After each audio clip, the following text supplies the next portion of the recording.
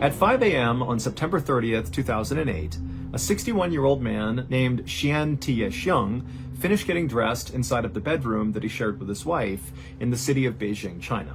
After he finished getting dressed, Xian reached down and scooped up his backpack off the floor that was already packed, and then as quietly as he could, he kind of tiptoed around the bed to his wife's side to give her a kiss goodbye. Xian was going to be heading out to a local mountain that day for a day hike. And so Xian, he gets next to his wife and he bends down to kiss her, and right as he does that, he accidentally wakes her up. And so his wife opens her eyes and she looks up at him, and Xian just says, I love you. He gives her a kiss and he tells her, hey, I'll be back tonight before midnight. And so his wife, she kind of groggily said okay, and she grabbed his hand and squeezed it, and she told him that she loved him, and then she fell back asleep, and moments later, Xian had left the bedroom and walked out the front door.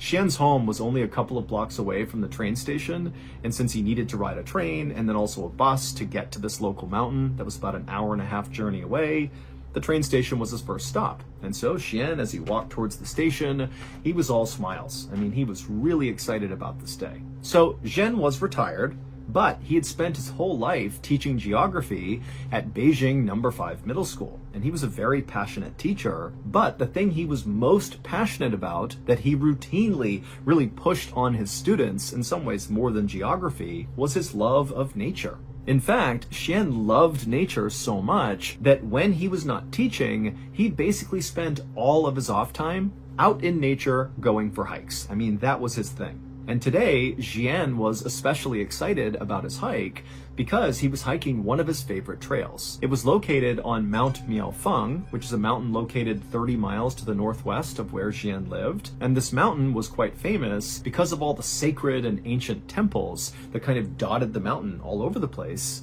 And then also there were all these beautiful roses, like the flower, that would bloom all over the mountain in the summer. And so it's just this totally strikingly beautiful place. And normally Xian would actually hike up this trail and then actually camp out on Mount Miaofeng, mostly because on the summit there was this incredible view of downtown Beijing. And at night, the view is like spectacular with the city all lit up. But on this particular day, Xian knew an overnight stay was not possible because he had to be back home by the next day because it was his mother's 90th birthday. And he was very close with his mother, and he was not going to miss that. And so Xian eventually made it to the train station. He bought his ticket, he boarded his train, and then he sat down in a seat. And as soon as he did, he opened up his bag and pulled out a stack of papers. For this hike, Xian had packed himself some food and water inside of his backpack. He also packed a newspaper called the Beijing Youth Daily, and he brought along his diary. But his diary was a little bit unique. Xian, because he loved nature so much and didn't like the idea of wasting anything, what he would do when he was a teacher at Beijing No. 5 Middle School, he would just take scrap paper and start writing on that. And he would compile all his scrap paper into these sort of diaries that he would keep. And so the reason he did that was primarily because he was so in love with nature, he hated the idea of wasting anything. And so Xian passed the time on the train by writing in his diary, aka his stack of scrap paper, and also reading this newspaper. And Xian knew he really needed to read the entire newspaper pretty quickly because by the time he got to the mountain, he was going to do what he always did, which is he would bring a newspaper with him on a hike, and as he walked, he would take out a page periodically and tie it to a tree, kind of marking his way. That way, when he turned around and came back down, he would have his path marked, because Xian did not always walk on a clearly marked trail, and so this was his way of not getting lost. And so Xian would ride the train car, and then he would get off and he would board a bus, and then finally, right around 7 a.m., that bus would come to a stop in the tiny village of Changfang, which is located right at the base of Mount Miaofeng.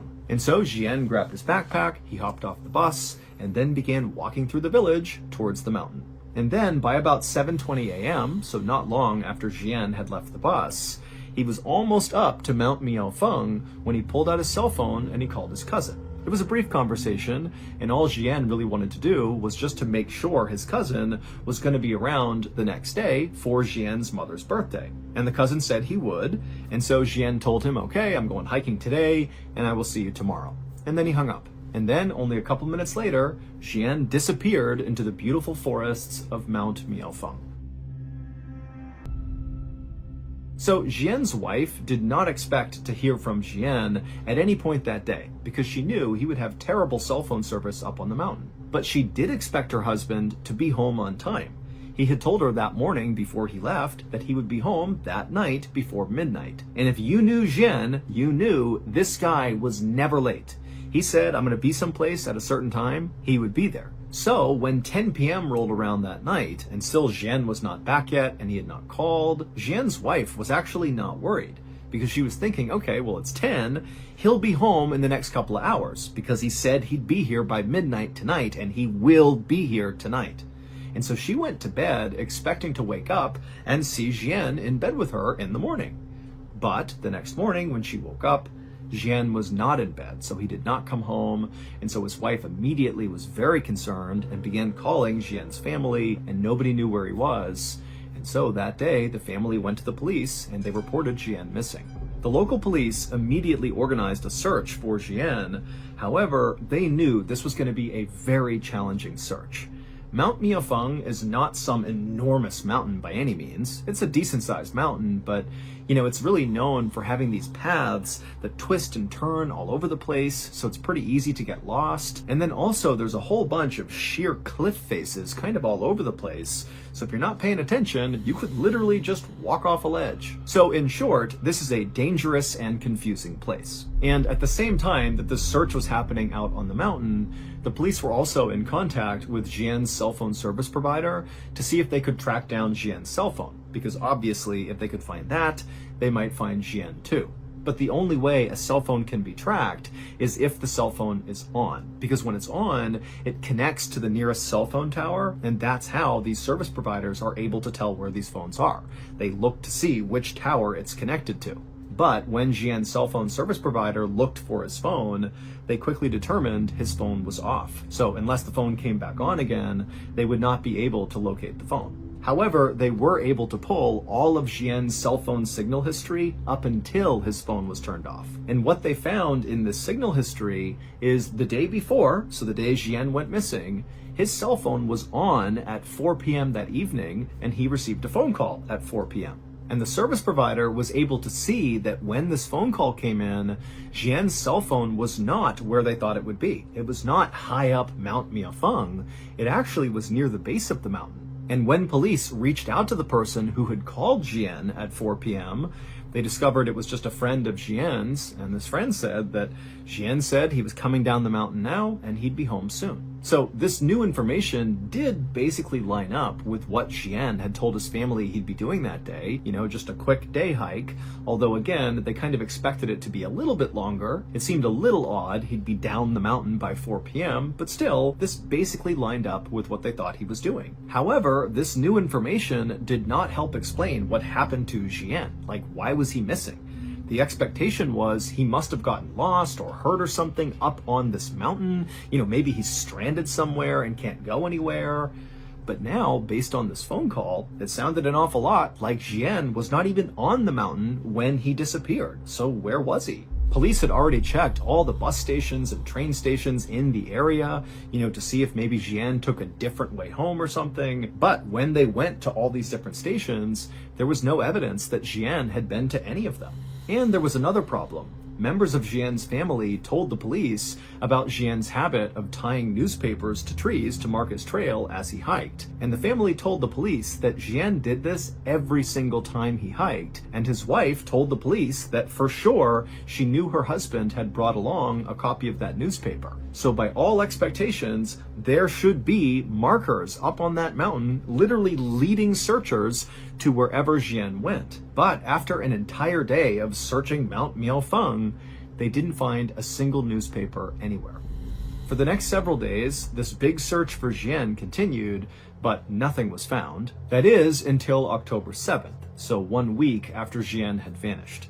On that day, Jian's cell phone service provider noticed that Jian's cell phone had suddenly turned back on. And the phone was not on or near Mount Miaofeng.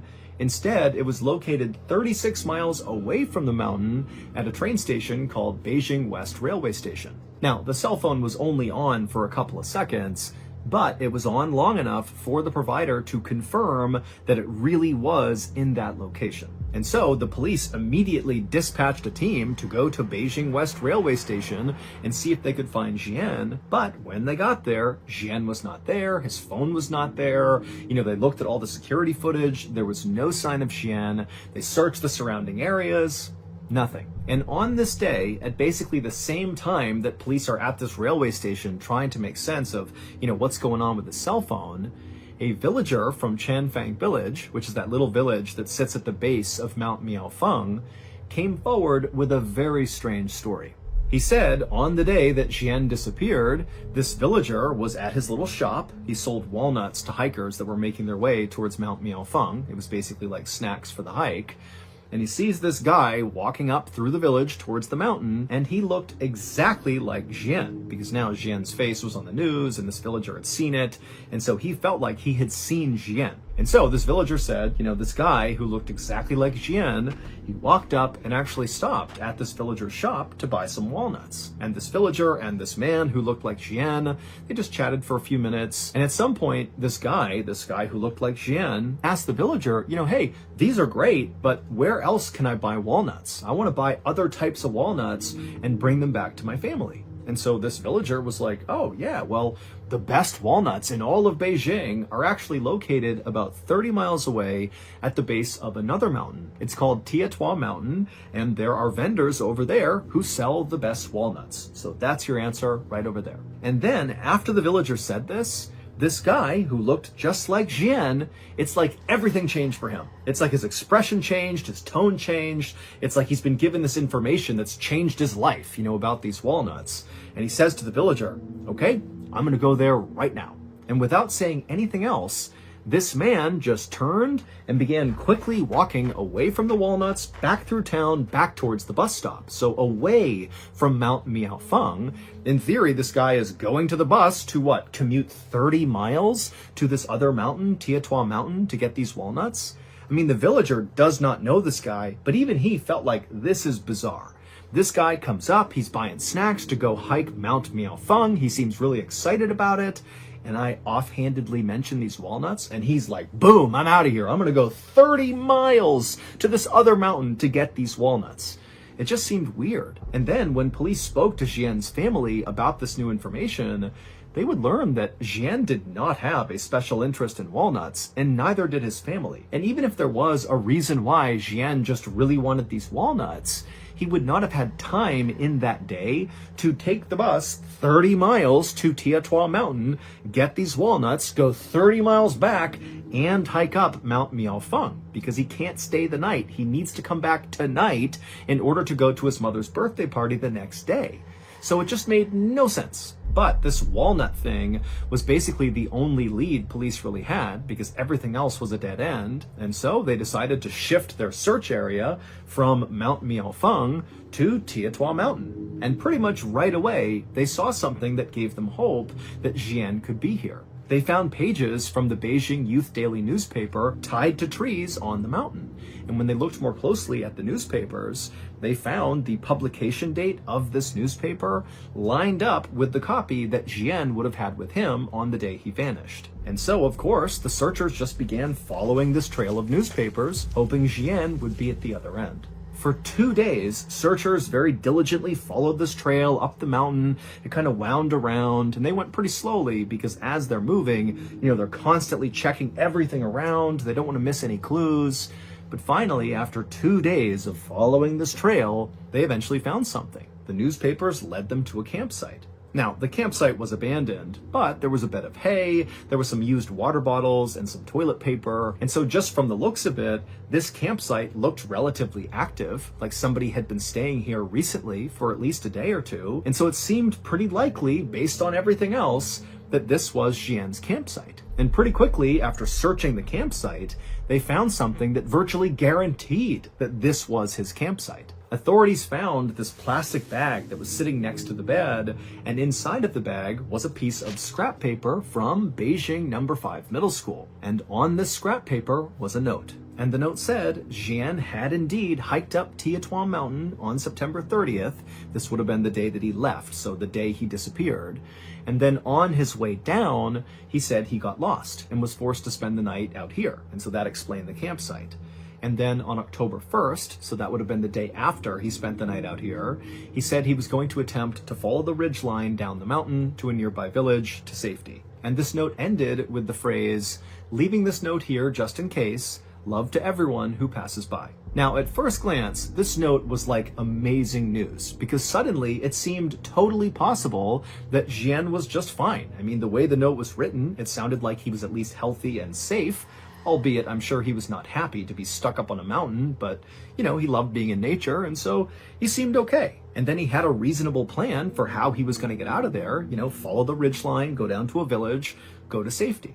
But as the police analyzed this note, they noticed that some things were off about it. First of all, this note basically directly contradicts other facts of this case. Remember, cell phone records prove Jian got a phone call at 4 p.m. on the day he went missing from his friend, and his friend would report that Jian told him that he was coming down Mount Miaofeng and he'd be home soon.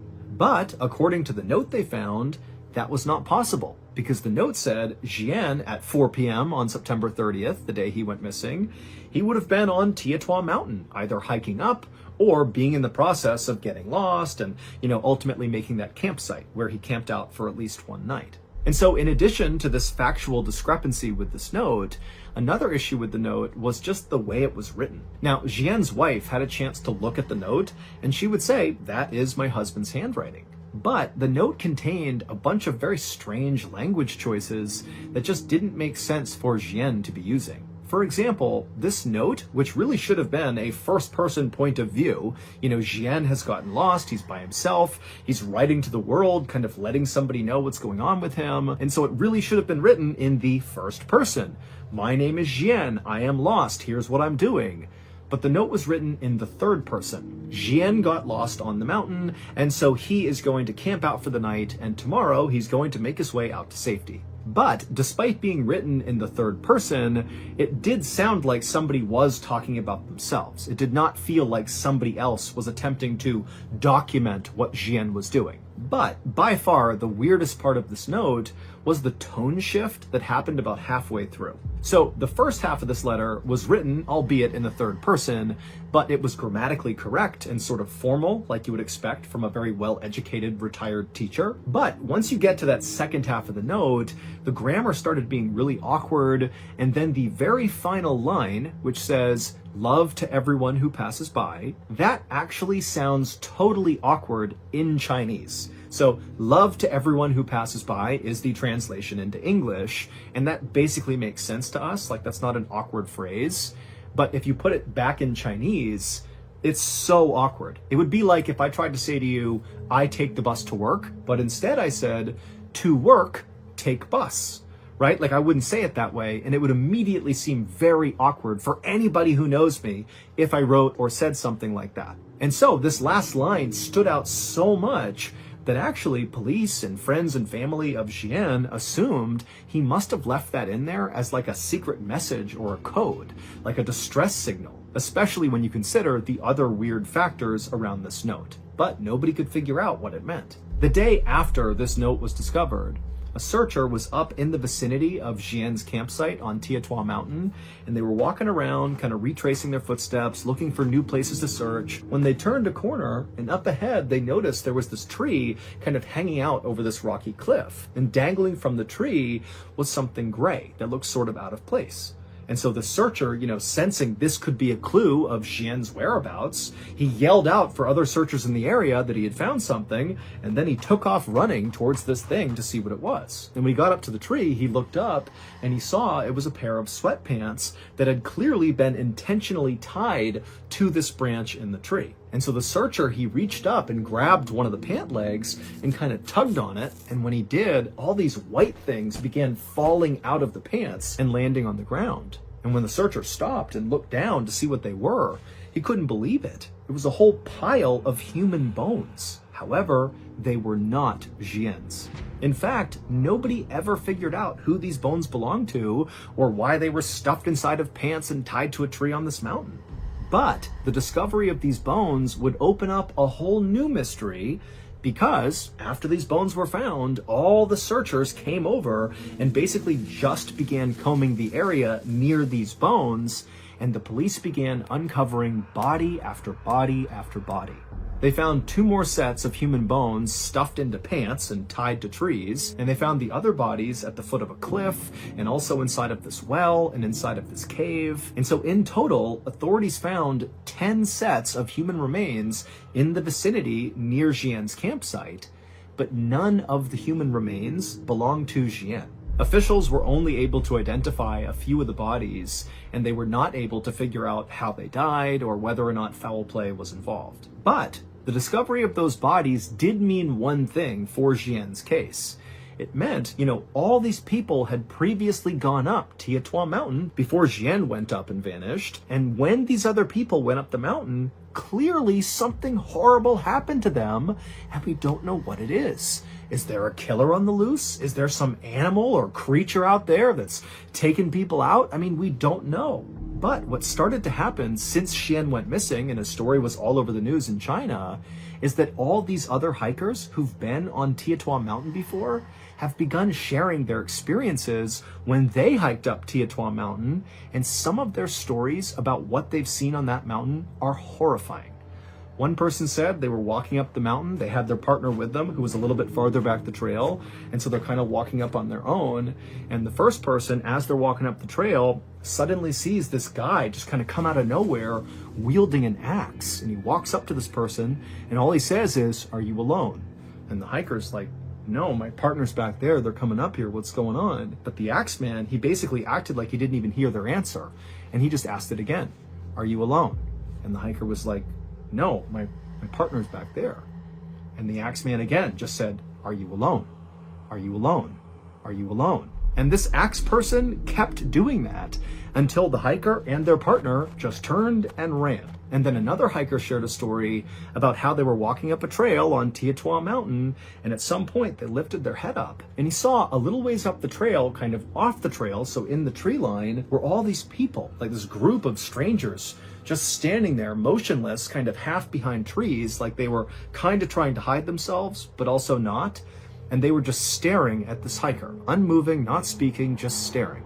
And so the hiker, they look up and they see this, and they were so unnerved so quickly that they just turned and left, and they have no idea who those people were. And so obviously we have no way of verifying these other hikers' stories about what they saw on Tietua Mountain.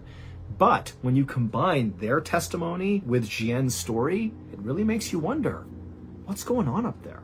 The official search for Xian was called off at the end of October, so roughly 1 month after he vanished. But unofficially, the search for Xian continues to this day.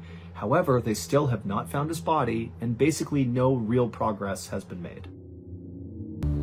On the night of Monday, December 2nd, 2013, 59-year-old Patty Wheelington walked across a gravel parking lot toward her favorite place in Texarkana, Arkansas, the Guys and Dolls Square Dance Club. Patty was the owner of the club, a spot where club members from town got together each week to socialize and square dance, which is a traditional type of partner dance that had once been extremely popular in the American South and West. Patty had managed the club for years with her husband Ray, but Ray had died a year earlier, leaving Patty to run things on her own with some help from the most dedicated club members. The couple had always considered Guys and Dolls to be like their second home, and now that Ray was gone, Patty felt like this club was the most important thing in her life.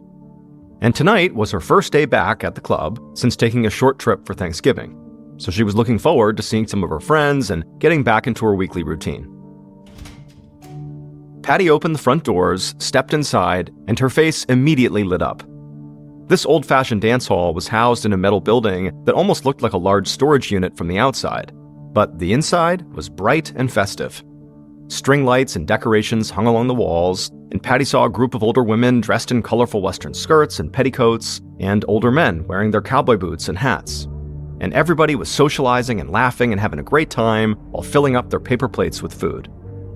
The moment Patty walked inside, the club members turned, saw her, and shouted hello, and some rushed over to greet her like she'd been away for months.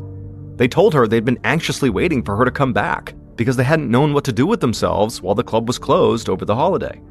She told them how much she missed them too and thanked them for getting everything set up for the night. As she talked, Patty heard somebody calling her name. She looked over at a long table lined with food, and she saw two of her closest friends waving to her. They were Phyllis Neighbors and Virginia Hyatt.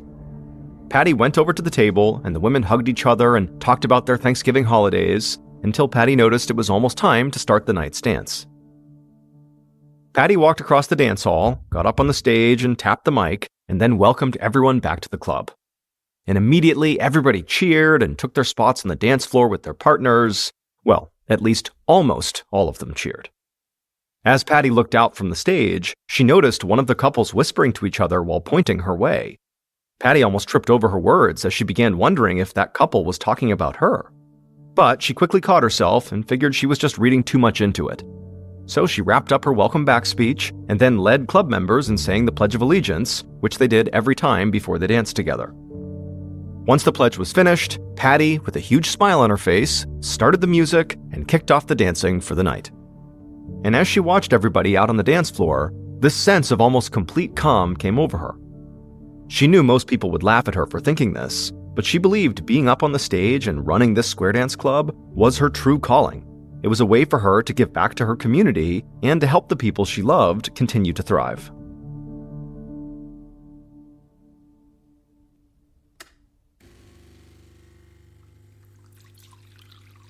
The next morning, around 7:50 a.m., Patty stood in the kitchen of her home and poured herself a fresh mug of coffee.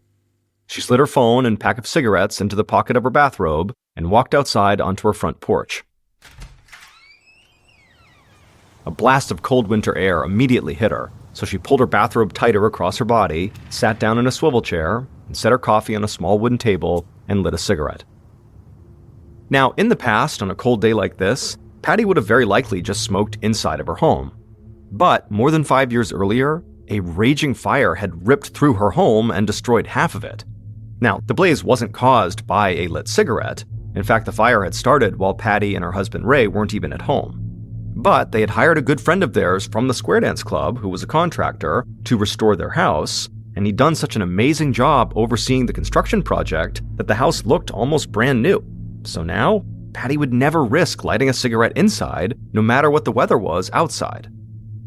Patty smoked her cigarette and sipped her coffee, and just when she started to feel like she was really waking up, her phone rang. She put her coffee down and grabbed her phone out of her pocket. She looked at the caller ID and saw it was one of her many friends from the dance club, so she answered it. A few minutes into the conversation, Patty heard a car slowing down just beyond the trees at the edge of her property that isolated her house from the main road. Patty's friend kept talking on the phone, but Patty was no longer listening. She heard the car turning up her long gravel driveway toward her house, and she wondered who would be visiting so early without telling her they were coming by first. Patty watched as this car emerged from the trees and headed straight towards her. And as it did, Patty immediately told her friend on the phone that she'd just have to call them back.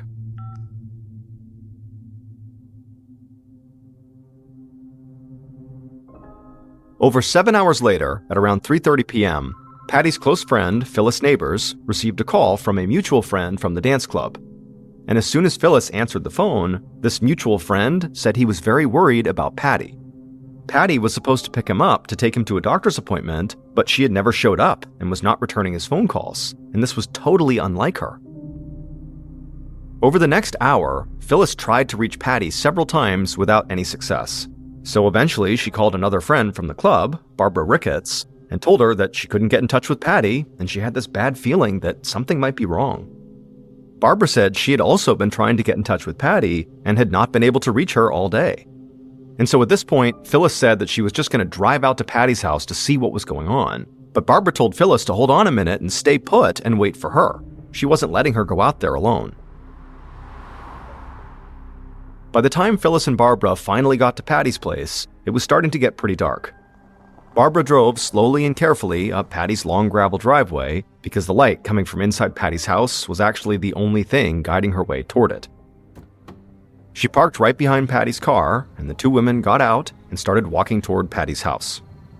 When they got close to the porch, they noticed something lying at the foot of the front door. Phyllis squinted and thought it looked like a bunched-up rug. Phyllis climbed onto the steps to get a better look at the object, and when she reached the middle step, she suddenly froze. And then she gasped and quickly turned her face away. She stumbled back down the steps, grabbed her phone, and dialed 911.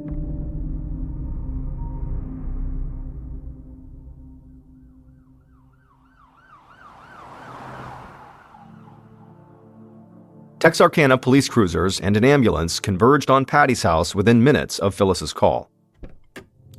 A police officer stepped out of his car and turned on his flashlight. He scanned the area and saw Barbara sitting inside her car and crying, and then he saw Phyllis standing in front of the porch. Her hands were shaking and she was muttering to herself. The officer, along with 2 EMTs, began walking toward the house, and as they did, Phyllis looked up and saw them and went right over to them and then pointed back at the front porch and said they might as well send the ambulance away because they were too late. The officer walked past Phyllis, reached the front steps, and right away he saw what she was talking about. In front of the door to the house, there was a woman in a bathrobe, lying face up, gripping a cigarette in her right hand and clutching her chest with her left. And the officer noticed that her skin was pale and blotchy. One of the EMTs walked over and bent down to feel for a pulse, but he was already confident he was not going to find one. And when he actually felt the woman's cold, waxy skin, it confirmed that she was dead.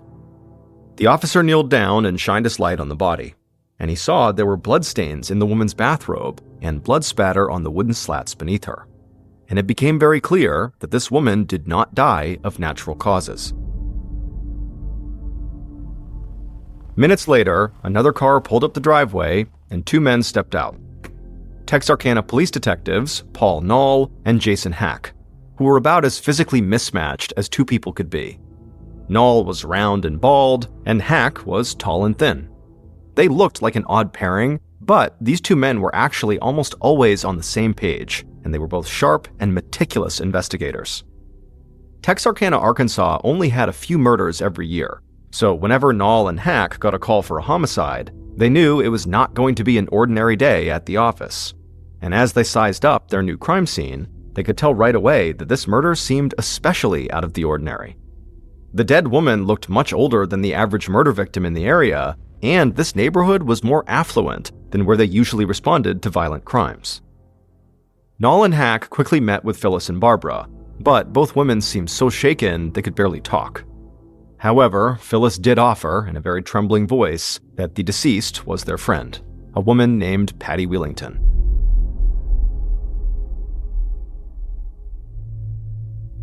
Hack looked at the time and figured he should start canvassing the neighborhood while the neighbors were still awake. He told Knoll he'd be back in about an hour. As Hack walked to his car, he was struck by how eerily quiet it was. Even during the drive here, he had noticed how the woods seemed to isolate everything and how much land there was between each house. And as he pulled out onto the road to begin his canvassing, he didn't feel optimistic that any of Patty's neighbors would have witnessed anything. Meanwhile, Knoll stepped onto the front porch and began examining Patty's body and the area around her, trying to make sense of what had happened. For Knoll, there was no mistaking the 5 small, perfectly round wounds on Patty's body for anything other than gunshot wounds. He observed a bullet hole in the swivel chair where he guessed Patty had been sitting, and then another bullet hole in the bedroom window directly behind the chair. It looked as though the first shot was fired while Patty was seated, and it missed her. He then noticed another bullet lodged inside the front door of the house, which looked like yet another missed shot. Knoll took a step back, trying to picture the crime as it happened. He looked down at Patty and saw the cigarette wedged between her fingers, now burnt down to the filter. He noticed the way Patty's body was positioned, face up, with one knee raised, and Knoll visualized Patty leaping up from her chair after the first shots were fired and desperately trying to retreat into her house as more bullets hit her until she collapsed onto her back. From how quickly it looked like things had unfolded, and how the gunshot wounds appeared to have been fired from close range, this crime looked very intentional.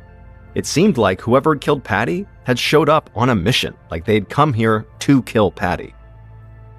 Knoll looked through the hole in the back of the swivel chair, and then repositioned himself until he could see through the hole in the chair, and also through the hole in the bedroom window, both at the same time, so they're aligned. This way, he could get a sense of the bullet's trajectory into the house. And while he was doing this, headlights suddenly swept across the porch as the coroner's van pulled up to the house. The coroner got out and met with Nall, and Nall told him he was free to remove the body. So, with the help of 2 police officers, the coroner lifted up Patty's body, placed it into a cadaver bag, and carried it off the porch. With the front door now clear, Nall entered the home and went straight to the bedroom, where he found a .38 caliber slug on the bedroom floor, right where he calculated he would find it. He then began doing a walkthrough of the house, going from room to room, looking for any signs of ransacking or burglary. But nothing appeared out of place. In fact, it didn't look like Patty's killer ever entered the home. It was as if they drove up to the house, exited their car, immediately began firing, and once Patty was down, they got back into their car and drove away. Just as Nall started a search of the kitchen, about an hour after he'd arrived, his partner, Detective Hack, walked in and quickly brought Nall up to speed on what he had learned during his canvass of the neighborhood. Several of Patty's neighbors reported hearing gunshots around 8 a.m. that morning. After hearing this, Nall looked over at the half-empty pot of coffee still on the kitchen counter. He'd seen Patty lying dead in her bathrobe, and she had obviously been dead for at least several hours before she was discovered, so it definitely seemed like she'd been killed that morning, possibly around 8 a.m. But then Nall wondered why none of these neighbors had called the police if they heard gunshots that morning. Hack said he'd asked the neighbors the same question, and the explanation was pretty simple. People in that area fired their guns into the air all the time to scare geese out of their gardens or deer off their front lawns, so hearing gunshots would not exactly be cause for alarm. Then Nall started updating his partner on what he had found on the porch and inside the house as the 2 men searched the kitchen. But then suddenly, Nall stopped talking. He picked up several pieces of paper that were lying on the counter near the coffee pot, and as he read them over, he turned to Hack with a smile on his face. It looked like he had just found a huge piece of the puzzle. Nall handed over the papers to his partner, and after reading it over, Hack as well got the same look on his face. The first piece of paper was an invoice for a locksmith. Just a day earlier, Patty had paid someone to change all the locks on the doors to her house. Hack looked up at his partner with his eyebrows raised. If Patty was suddenly changing her locks at the house she'd lived in for years, it very likely meant she was afraid of someone who she knew well enough to maybe have a key to her house. Nall nodded in agreement and told him to wait until he saw what was on the other papers he'd handed him. And as Detective Hack started reading those papers, his mouth fell open and he started shaking his head side to side, because what he was looking at was Patty's life insurance policy. Each of the beneficiaries listed in the policy stood to gain $20,000 in the event of Patty's death, and the last 2 names on the list were Phyllis Neighbors and Barbara Ricketts, Patty's friends, who also were the 2 women who had found her body.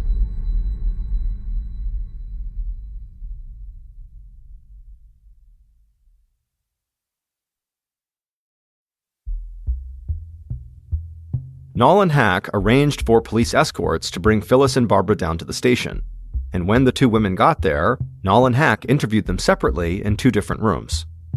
Phyllis told Detective Nall that she had first met Patty at the Guys and Dolls Square Dance Club about a decade earlier, and she had been very close with both Patty and Patty's husband, Ray, and so had Barbara. Nall asked Phyllis if she knew that she and Barbara were beneficiaries on Patty's life insurance policy, and Phyllis began laughing and nodding. Nall couldn't tell if this laughter was maybe nervous laughter, or if it was designed to mask just how important this money may be to her. Phyllis kept on laughing and said Nall's question had reminded her that when she first learned that she and Barbara were beneficiaries, she had jokingly said, "Oh, real cool, Patty. You're younger than all of us. We'll all be dead before we see this money." Nall smiled at Phyllis and sort of played along like this was a good joke, but secretly, he thought that everything Phyllis was saying and doing made her seem a little bit suspicious. So, after she stopped laughing, Nall asked her to go through her day to help him establish a timeline, hoping that, if she was involved, she would implicate herself. Phyllis said she woke up at 8 that morning, and then sometime around 10, she sent Patty a text message.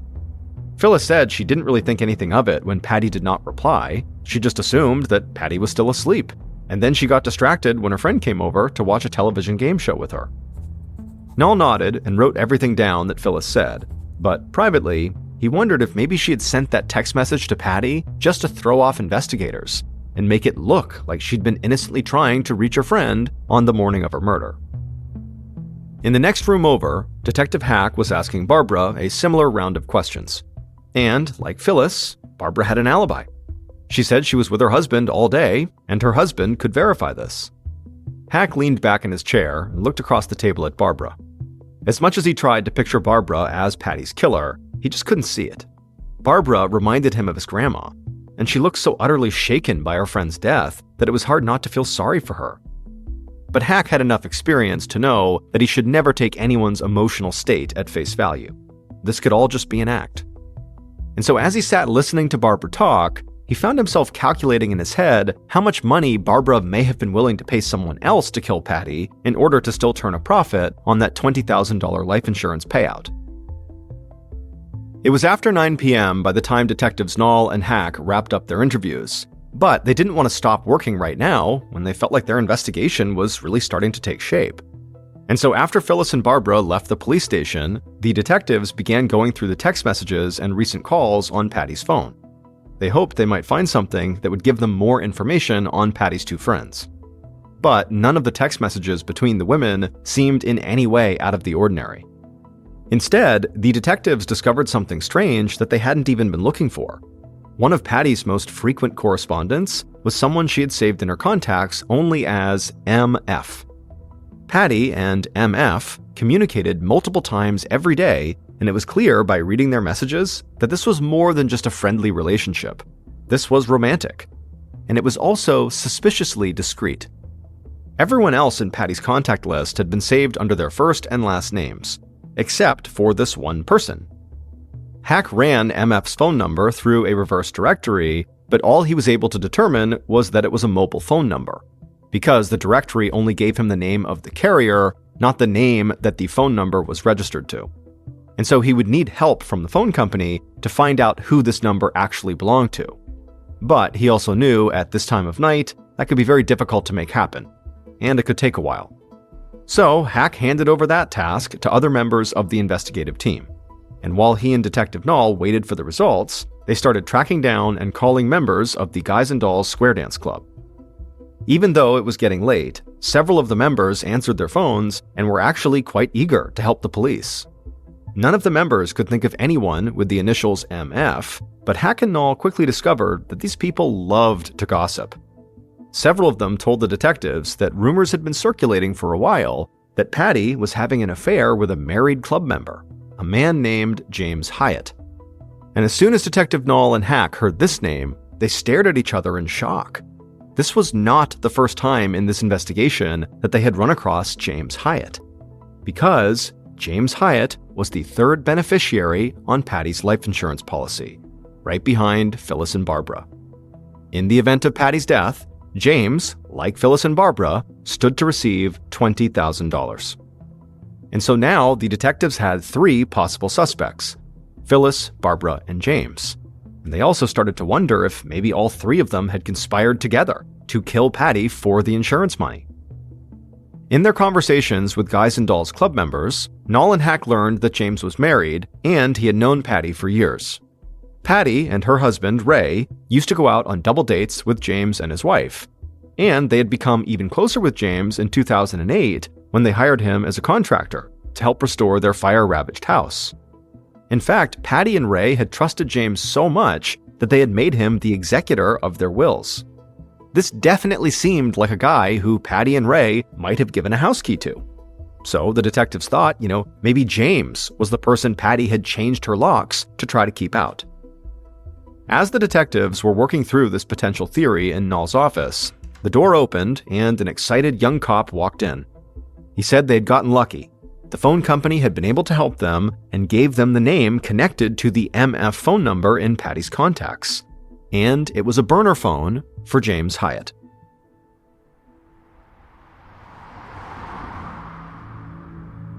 Knoll and Hack immediately got in their car and drove across town towards James's house. They still considered Phyllis and Barbara suspects, and they thought there was a chance the women had worked together with James. But based on the text messages the detectives had found between Patty and this MF person, and now the burner phone, it seemed pretty clear that James and Patty were having an affair, which automatically made James a major suspect in his own right. On top of that, it made it even more likely James would have had a key to Patty's house. And as a final strike against him, he had something to gain financially from Patty's death. The detectives arrived at James's house, but his wife Virginia came to the door and told them James wasn't home. In fact, she had no idea where he was, and she was starting to worry that he might have just left town or something without telling her. And now, the detectives realized they might be looking at a fleeing suspect. They told Virginia to contact them if she heard from her husband and to please keep her phone close by in case they needed to follow up with her. And Virginia said she would. Nall and Hack got in their car and headed right back to the station. It was late and they were both very tired, but now this was starting to feel like a case they could close before sunrise. They just had to find James. Detective Nall walked into his office and called James's main phone, not the burner phone. There was no answer, but Nall was relentless. He just kept calling over and over and over, and finally, after a bunch of tries, Nall heard James answer. Before James could say anything other than hello, Nall introduced himself and told James why he was calling. But James cut him off, saying he'd already gotten the news of Patty's death, and so this would just have to wait, because he was out of town. Nall couldn't believe how arrogant and dismissive James sounded, and he was not convinced James was actually out of town. But either way, the detective knew he could not let James off the phone and risk having him disappear for good. Usually, Nall liked to interview his primary suspects in person, but he knew he could not wait for a face-to-face meeting with James. So Nall just launched into an interview right there on the phone. He told James that police knew all about the burner phone and his affair with Patty. There was no point in trying to hide those things. James immediately went silent, and there was a long pause, and then when he started talking again, all of the arrogance Nall had sensed just minutes ago was gone. James sighed and admitted that he and Patty were romantically involved. He only had the burner phone and the different name in her contacts to protect Patty's reputation. After all, he said, people in this town don't look too kindly upon adultery, and the other woman often gets blamed in these situations. So he just never wanted any of this to get out to protect her. Detective Nall doubted that it was really Patty's reputation James was trying to protect, and not his own, or his marriage. He asked James if Patty had ever demanded that he leave his wife, but James said she hadn't. In fact, he said Patty pleaded with him specifically to stay with his wife. Finally, Nall asked James where he was on the morning Patty had been killed. James said he'd been in Florida, where he still was, and so he was 1,000 miles away from Texarkana when Patty died. Nall knew that there was an easy way to either prove or disprove this, and that was by getting the location data for James's mobile numbers and seeing what cell towers they pinged. So he told James one more time that he needed to get back to Arkansas right away.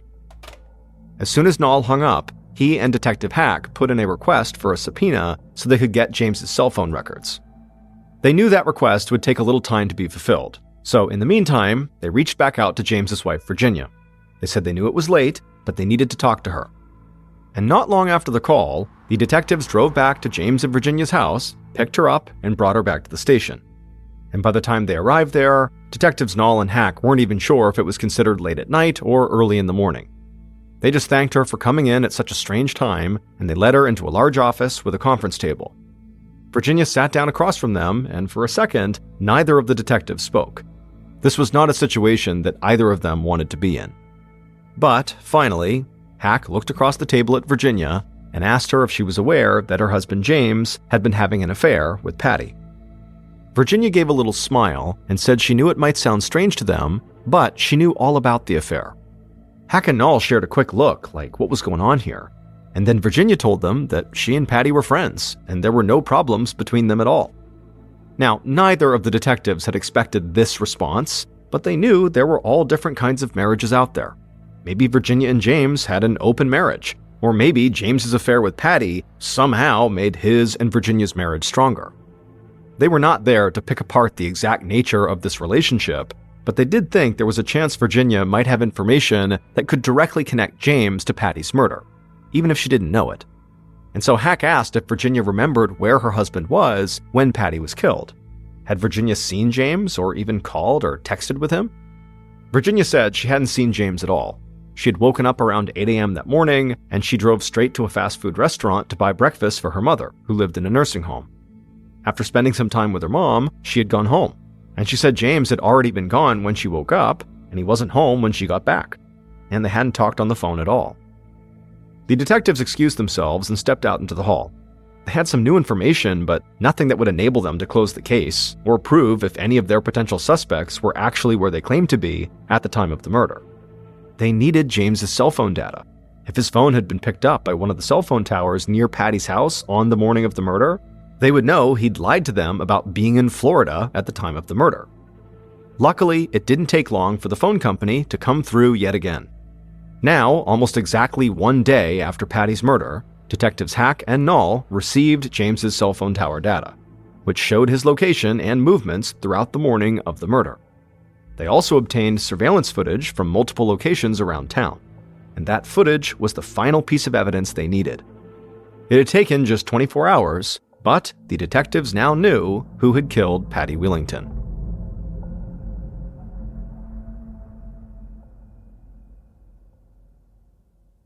Based on video footage, cell phone data, the interviews conducted, and other evidence gathered throughout the investigation, the following is a reconstruction of what police believe happened to Patty on the morning of December 3rd, 2013.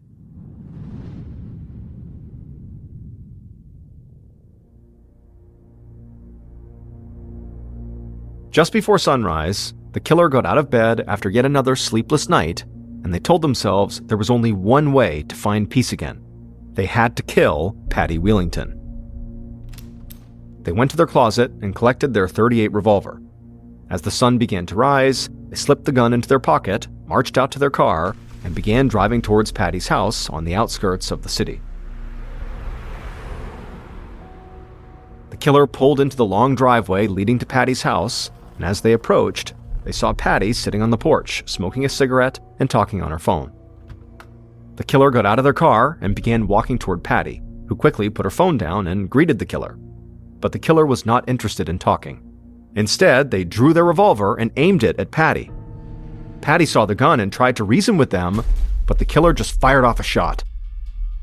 The bullet missed Patty and went through the bedroom window behind her, and Patty jumped up with her cigarette still in her hand, but before she could even turn, the killer had fired again, and this time the bullet hit Patty in the chest, puncturing her lung. Patty clutched her chest and struggled to breathe. She lurched toward her front door, but the killer kept on firing, hitting Patty 4 more times, including a bullet that struck Patty right in the heart. Patty's legs buckled and she collapsed on the porch, still clutching her cigarette in one hand and her chest in the other. And as the killer watched Patty fall, a sudden sense of peace did come over them. The killer walked back to their car, started the engine, and drove away as Patty lied at the foot of her front door, dying. A little while later, the killer stopped along an isolated road, disposed of their gun, and then continued on home. Over an hour later, at about 9:15 a.m., the killer drove to a fast food drive-thru and ordered a sausage biscuit. And at 9:42 a.m., the killer walked into a nursing home to see their mother and give her the fast food breakfast.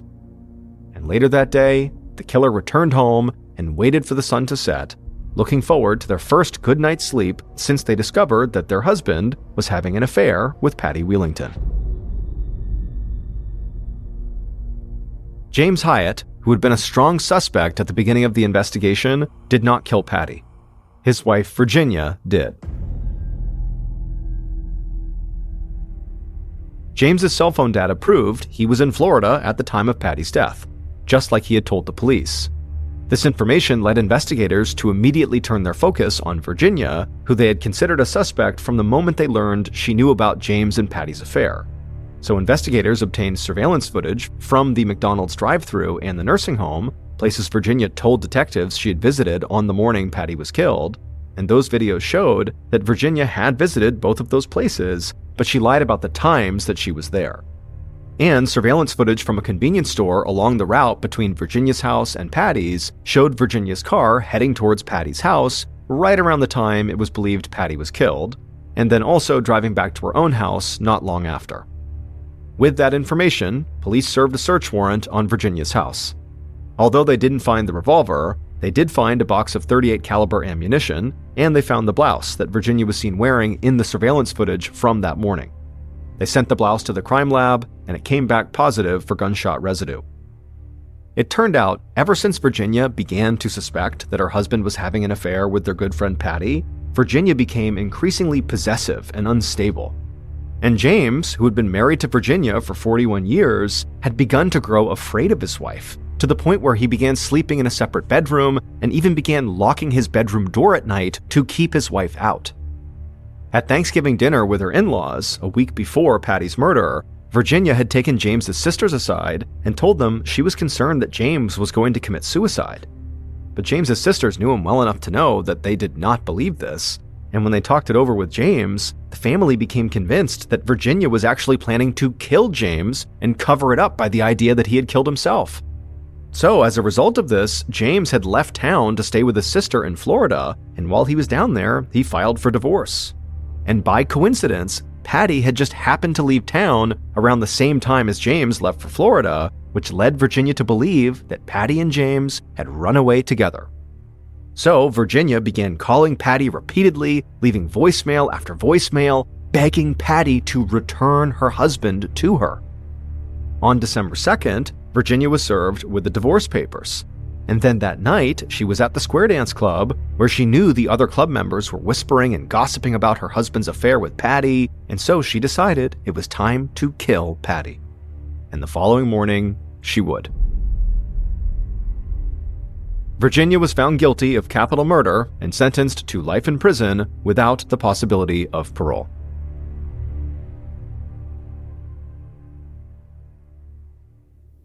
In 1909, Ioana Constantinescu was a 27-year-old woman living in the Romanian city of Timișoara. Ioana was a devout practitioner of Zoroastrianism, which is one of the world's oldest organized religions that began in ancient Persia and is now practiced primarily in East Asia. In the city that Ioana was living in, it was majority Christian, and they looked at Zoroastrians as witches. As such, Ioana was persecuted and ostracized primarily by these two Christian ministers that spread a rumor that she was drinking the blood of local children and that she worshipped Satan. That rumor would spread and grow to the point where everybody knew Ioana as like the singular witch of all the Zoroastrians in the city, and it ultimately incited this angry Christian mob to storm her house on October 21st, 1909, and rip her into the streets and savagely beat her to within an inch of her life. She would survive this lynching, and she would be taken to a hospital where she'd be treated for severe blunt force injuries and lacerations.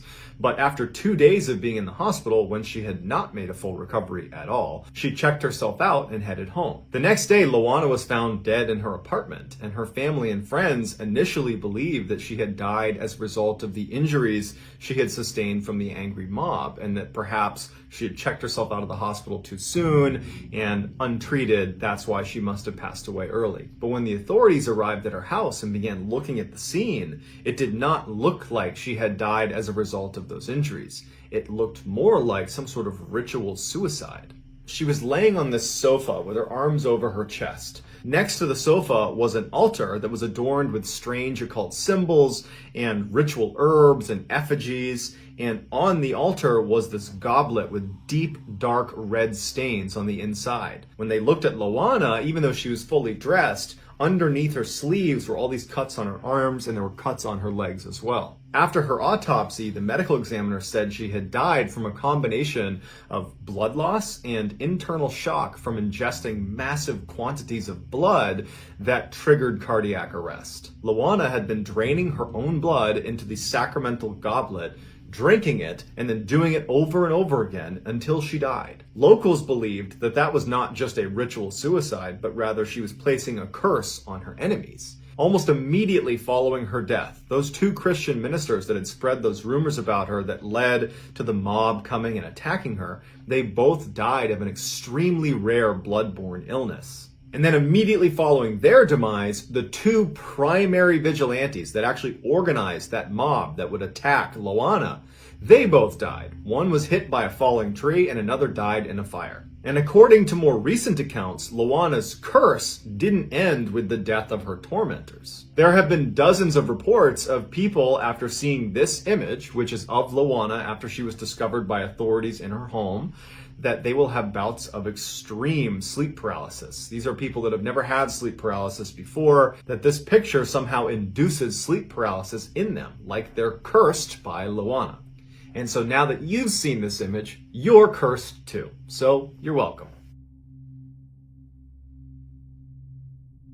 In 1876, Blanche Monnier was a beautiful 25-year-old from a very wealthy, prominent family in Paris who desperately wanted to find a husband and move out of her mother's home and start her own life. The man she would fall in love with was not a young, rich aristocrat like her family was hoping, but instead was an older, poor lawyer. Her mother told her that she needed to break off this relationship and find a more suitable suitor. But Blanche refused and said she was in love with this man. When her mother outright forbid her from seeing this man ever again, she refused and began sneaking out at night to spend time with this guy and was away from the home quite a bit, just kind of escaping her mom. But during this tumultuous time where Blanche is very much at odds with her mother, Blanche would unexpectedly die. And since this is the late 1800s, people did that at a young age. They just unexpectedly died. And so her lover and her family and society mourned her loss, but ultimately time went on and people moved on. 25 years later, in 1901, French police received this strange handwritten letter that just basically states that the Monnier family has a very dirty secret and you should go check their estate out. Now, the Monnier family was in excellent standing in Paris. I mean, they were one of the more prominent families.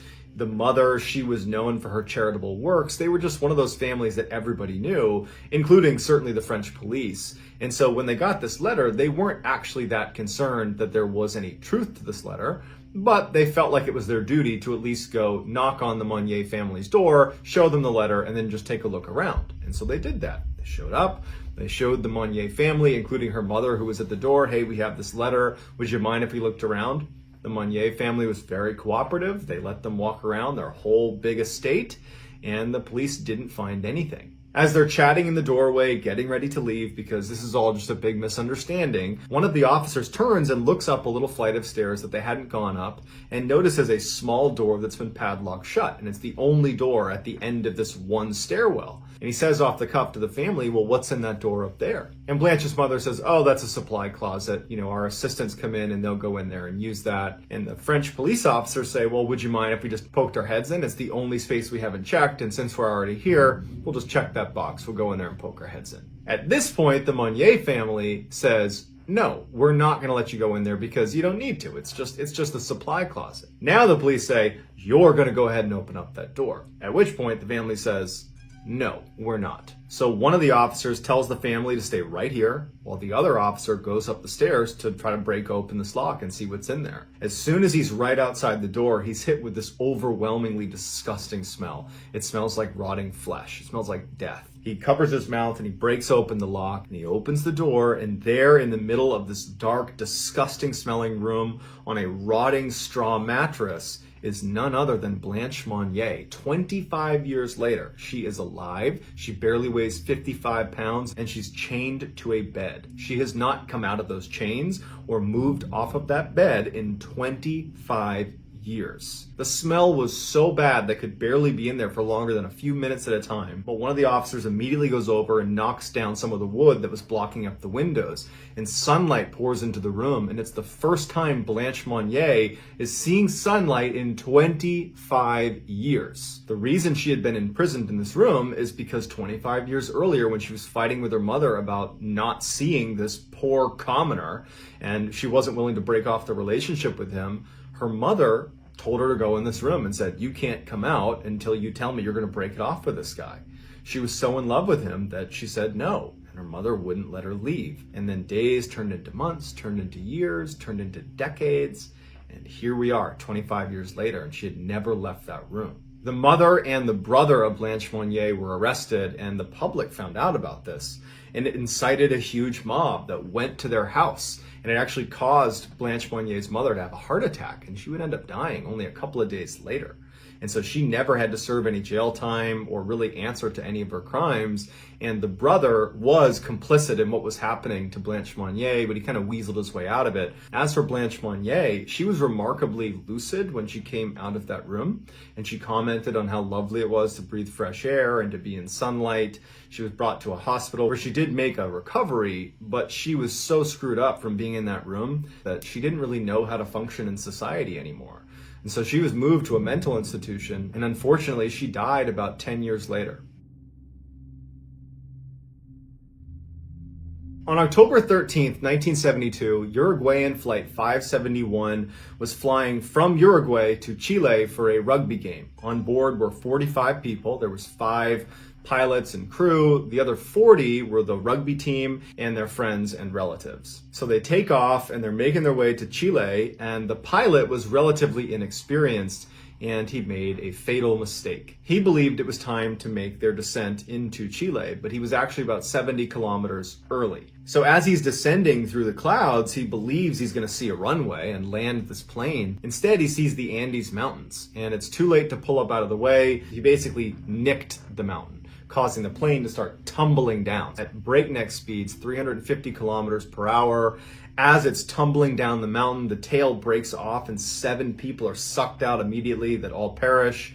It's blazing down this mountain, and then it comes to a crashing stop where on impact it kills the 2 pilots. But miraculously, of the 45 people on board, 33 were still alive when all the dust settled. But that night, 5 more people would perish from the freezing temperatures, and within a couple days of this crash landing, another person would die. Those who were still alive that weren't in a coma or critically injured used luggage and debris from the plane and seats to create shelter, and they actually started pulling out lipstick from inside of some of the passengers' luggage, and they tried to write SOS on the outside of the plane because the fuselage was still pretty clearly intact, but they didn't have enough lipstick. They didn't have any medical supplies, and they didn't have proper clothing for the temperatures they were in. They did not anticipate being in minus 30 degrees Celsius temperatures for extended periods of time. They also had very, very little food, and it was running out very quickly. In a very cruel twist of fate, they actually found a working radio that allowed them to tune in and listen to the media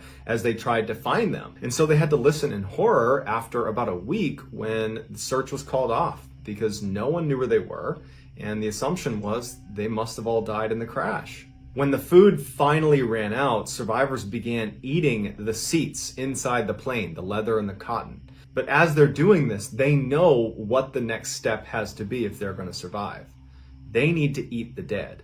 And so on day 9 of the ordeal, the survivors ate the pilots. And they chose the pilots because they were the only people amongst the dead that they didn't personally know. The rest of the dead that they would ultimately eat were their friends and loved ones. Now, naturally, these people did not want to become cannibals, but virtually everyone, out of a need to survive, was able to make the adjustment. There were some people that couldn't, including one woman who didn't eat and ultimately died of starvation on day 60 because she just was not prepared to do what was necessary to survive.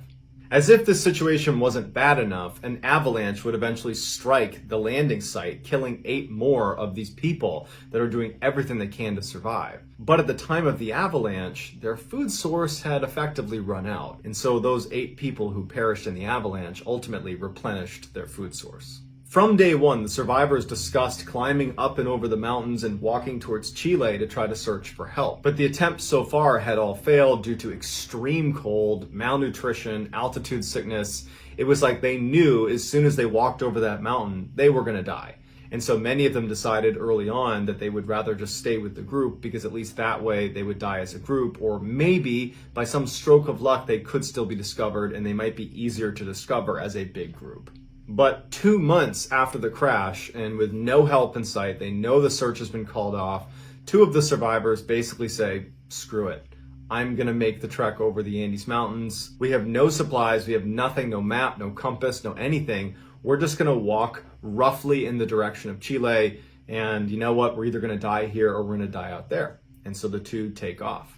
They somehow survived for 9 days, walking over the Andes Mountains with no equipment. They've been out for 60 plus days at this point, and they managed to walk into this valley and they see that there are people living in this valley. There's actually a couple of fishermen right on the other side of this river. And so they go down to the edge of the river and they're yelling out to these people on the other side. The fishermen couldn't make out what they were saying. And so the fishermen, they got a piece of paper and they put a pencil in it and balled it up with a rock and threw it across the river. And they were able to write down that they had survived a plane crash. They were located back in that direction. There was 14 other survivors and they desperately needed help. Balled it up, threw it back.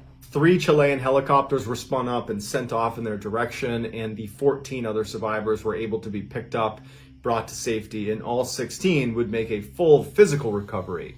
However, the most difficult thing they would ever have to recover from was becoming reluctant cannibals, which is something that haunts all of them to this day. And here is the famous final picture of inside Uruguayan Flight 571 just moments before they crashed into the Andes Mountain and had to go through that horrific 72-day ordeal. Around 9 p.m. on December 29, 1980, a 57-year-old woman named Vicki Landrum rode in the front seat of her friend Betty Cash's car while her 7-year-old grandson, named Colby, who she was raising, sat between them. The 3 of them had just had dinner at a truck stop and were now on their way home, driving down a dark wooded highway near Huffman, Texas, which is a small town about 30 miles northeast of Houston. As they drove down the road, Vicki began to notice the windshield was fogging up from how cold it was outside and how warm it was inside the car. And so Vicki turned on the defroster. And as the windshield began to clear, Vicki noticed this bright light right out in front of them up over the trees. And at first, Vicki just figured, they were close to the Houston airport, and so that light must just be an airplane. But as the trio continued driving down this winding highway road, that light that Vicki really thought was a plane landing appeared to just kind of hover in the trees. And actually, as they drove, the light almost appeared to get closer and closer to them. So it didn't really seem like it was a plane. Now, at first, Vicki thought this was just kind of interesting and was curious about this light. But as they got closer and closer to this light, it became very obvious that the inside of the car was getting much warmer and stuffier than any of the heat settings would allow it to get, to the point where Vicki was actually sweating and panting from the heat. Now, all of this was happening really quickly, and so Vicki sort of went from being curious to being kind of anxious. Like, what was going on here? Like, does this light have something to do with the heat they're experiencing in the car? And then all of a sudden, the light that appeared to be sort of behind the trees suddenly came right out in front of the car, and Vicki screamed at Betty, "Stop!" And Becky jammed on the brakes, and they came to a stop, and blocking their path maybe 100 feet in front of them, just hovering over the road, is this strange-looking aircraft aimed right at them. This craft was the strange light. For a moment, all 3 of them just stared in shock at this craft, like it was so unexpected and so unbelievable that this had happened. But then Vicki, who's sitting there still panting and sweating, she's looking out and she's realizing this craft she's looking at looks nothing like any other aircraft she had ever seen. The craft was a bit bigger than a car, it was diamond-shaped, and it was letting out these strange, loud roaring sounds, almost like an engine. It appeared to be glowing red hot, and periodically, with those loud roaring sounds it was making, fire would appear to shoot out the bottom of the craft, scorching the pavement right under it. And again, this strange craft is just hovering there right over the ground, appeared to be aimed directly at Vicki, Betty, and Colby. Pretty quickly, Colby began to cry. He was scared. But Betty, the driver, she said she couldn't go anywhere. The road was too thin. She couldn't really turn around very easily, and she couldn't drive straight and go under the craft and risk being burned by the flames. And so they were just kind of trapped there. And so Vicki and Betty sort of looked at each other like, okay, we're gonna wait it out and hope this craft just eventually flies away.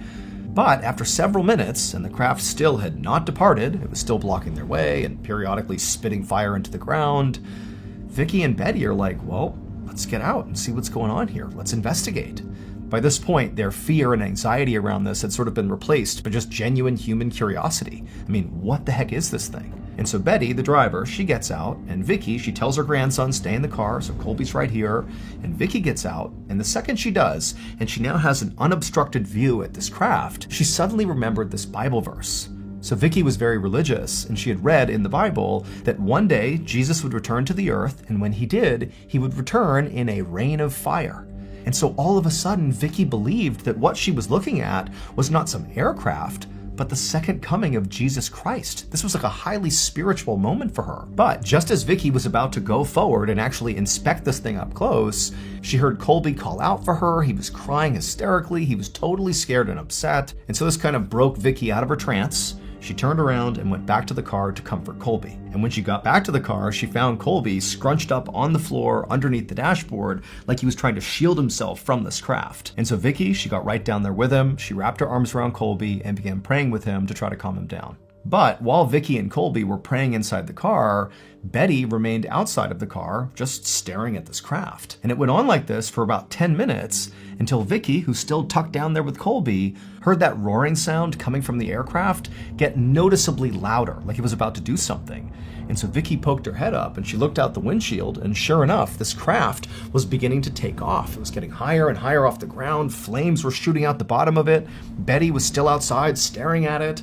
And then before long, this craft had shot straight up into the air and began taking off up and away from them at a really steep angle. And at the same time, Vicky suddenly saw this swarm of all these helicopters, these military-style helicopters, go right up around this craft like they were escorting it. And then the craft and all these helicopters took off into the horizon and disappeared. After they were all gone, Vicky realized that what she had just witnessed was not the second coming of Christ. Because of these military helicopters that arrived as this craft took off, it told Vicky and also Betty that very likely this was just a US military exercise of some sort. And so a few moments later, Betty came back to the car and sat in the driver's seat, and Vicky, she climbed back into her seat and lifted Colby up to the middle seat as well. And for a moment, the three of them just sat there in silence. I mean, there's nothing blocking their way anymore. They're just sort of trying to process what just happened.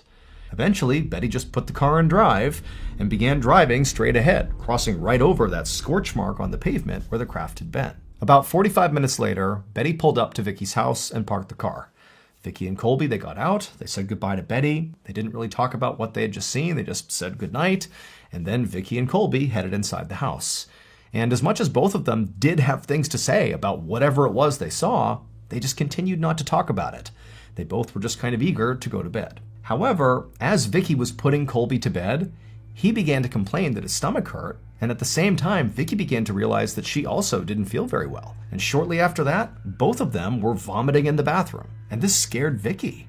She tried to tell herself that, maybe the reason they were sick is because they ate some bad food at that truck stop. But deep down, Vicky was very concerned that their nausea was somehow connected to that strange craft. And so it was a very long night, with Vicky and Colby being nauseous most of the time, but eventually they both did fall asleep. And then when Vicky got up the next morning, she still felt awful. And so Vicky, she rolled out of bed and made her way to the bathroom, and when she looked at herself in the mirror, she gasped. Her skin was bright red and blistered, like she had had this horrible sunburn. At this point, she knew whatever was going on here, it had to do with that craft. She just knew it. And so Vicky instinctively rushed to Colby's room to check on him to see if his skin was all blistered and red, and she found he was still sleeping, but she could see his skin was red and blistered in some places, but not nearly as bad as Vicky's. And so Vicky, she began thinking about the night before, and she remembered she had gotten out of the car and gotten closer to the craft. So she was sort of more exposed to the craft, if you will, than Colby, who stayed in the car and tucked himself down underneath the dashboard the whole time. And so maybe Vicky's exposure to the craft was higher than Colby's, which is why she looked worse. But as Vicky was thinking this through, she remembered that Betty had actually stayed outside the car for 10-15 minutes, much longer than Vicky had, the whole time just staring directly at this craft. And so immediately Vicky was worried that, if this is what happened to me, I can only imagine what shape Betty is in. And so Vicky ran to the phone, she picked it up, and she dialed Betty's number, and she listened, and it just kept on ringing and ringing. Betty didn't answer. Now, at this point, Vicky was in a full-blown panic, not only because she was worried about Betty, but also, she doesn't really know what's wrong with her or with Colby. She doesn't know if their sickness is going to get worse or better. Currently, she felt horrible. She was nauseous. Her skin seemed to be practically falling off. Colby was in less bad shape, but still not healthy. And also, Vicky didn't have the money to even go to the doctor to get looked at. And so as much as Vicky really wanted right now to just go check on Betty, go drive to her house and check on her, she couldn't. She needed to focus on herself and her grandson first and make sure they were okay before she did anything else. And so over the next few days, Vicky and Colby stayed home. They slowly regained their strength. And over those few days, Vicky actually would get Betty on the phone.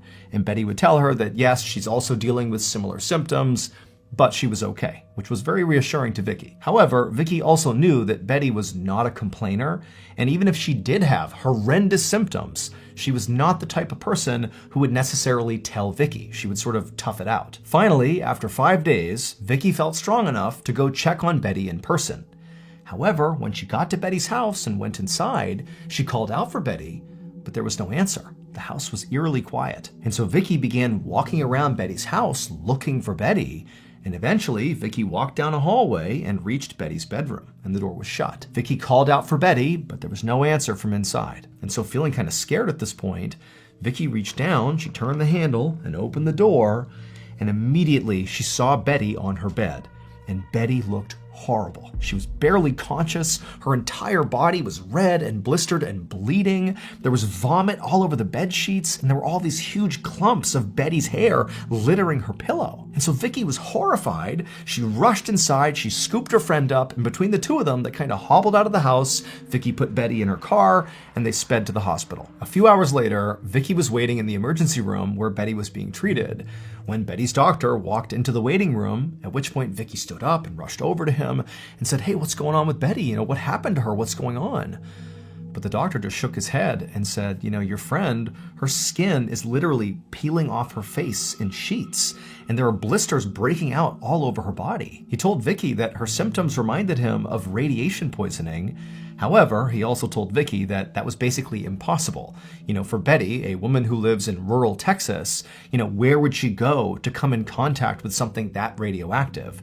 It just seemed not possible, so that couldn't be it. But Vicky, when she heard this, felt like she knew exactly how Betty came in contact with something highly radioactive. It had to be that craft.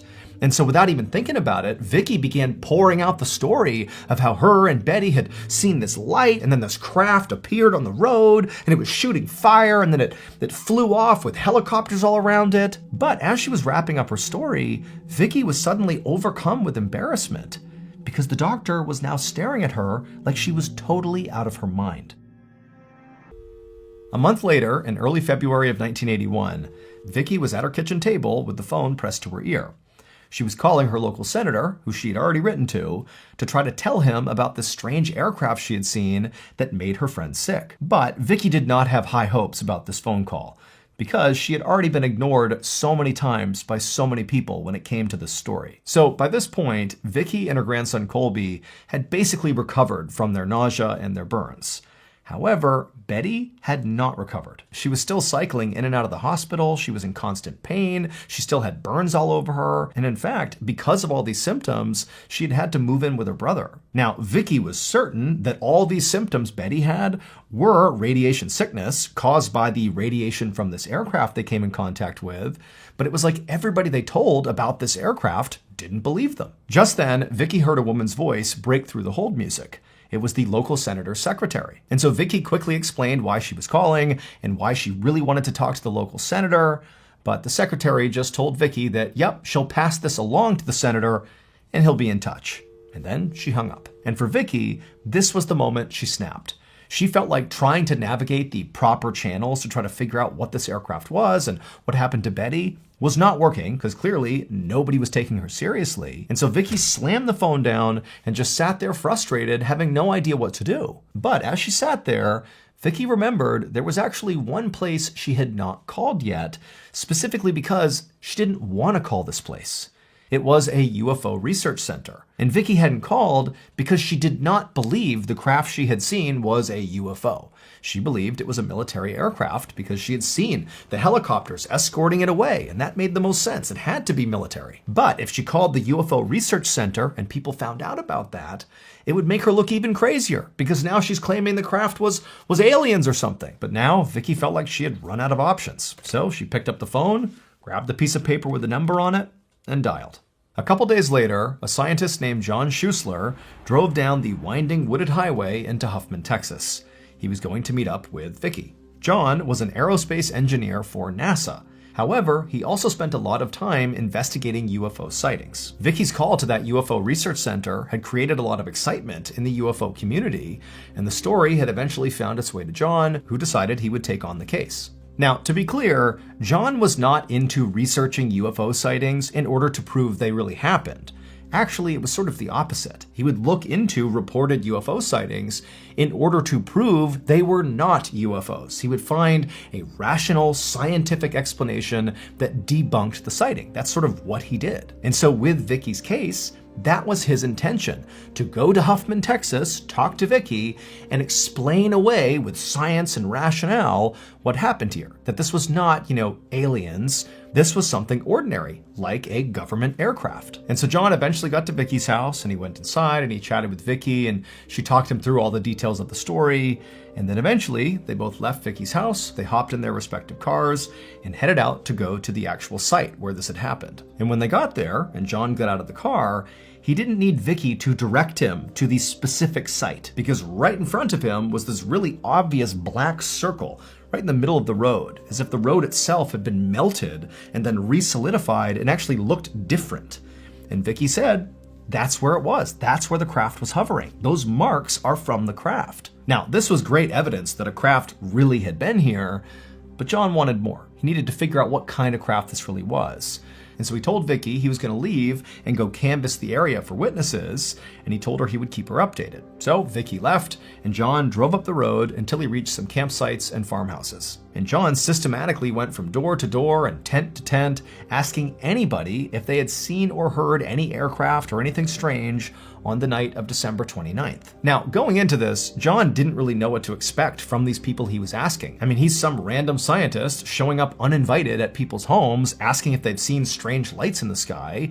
However, every single person he spoke to said that yes, they had seen that aircraft on December 29th. However, they were obviously just farther away than Vicky and Betty and Colby had been. So now, John felt like he had enough information to speak directly with military officials. However, when he contacted all the military bases in the area, all those officials he spoke to told him absolutely that on December 29th, there were 0 military operations happening. John found this very frustrating, because to him, it seemed very clear that these officials were just lying to him. But what they were lying about and why was unclear. So John actually went to these military bases to speak to the officials face to face. And when he did, he showed them all the witness testimonies saying what they had seen on December 29th. And he also told them that with his own eyes, he had seen the black scorched mark on the pavement, where the pavement seemed to have literally melted in a ring and re-solidified from the heat of this craft. And to John, that scorch mark almost proved something had been there, very likely a military craft. But all these military leaders, despite hearing this and hearing John's testimony, they just said, you know what, you can gather up all the evidence you think you have here, but it doesn't matter. It doesn't prove that we were in the area. There was no military craft there that night. And so the bottom line was, the military was adamant they were not involved. And so the case really began to stall.